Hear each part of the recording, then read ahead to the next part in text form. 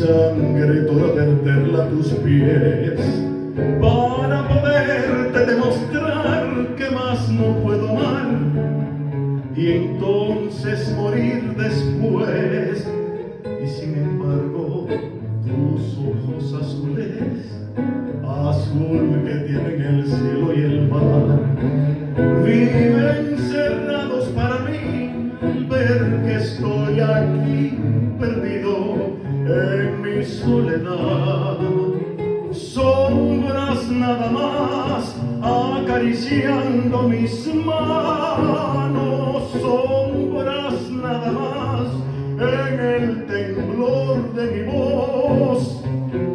Pude ser feliz y estoy casi padeciendo, entre lágrimas viviendo el pasaje más horrendo de ese drama sin final.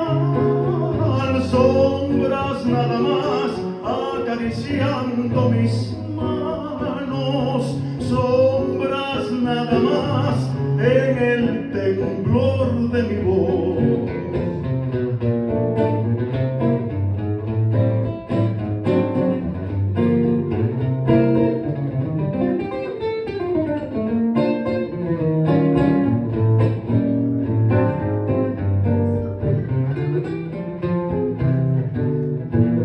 Qué breve fue tu presencia y mi hastío, qué tibias fueron tus manos, tu voz.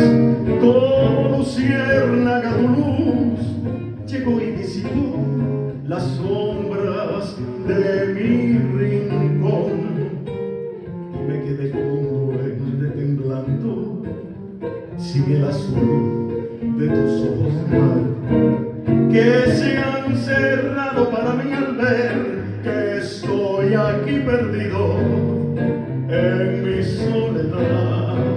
Sombras nada más acariciando mis manos, sombras nada más en el temblor de mi voz. Pude ser feliz y estoy casi padeciendo, entre lágrimas viviendo el pasaje más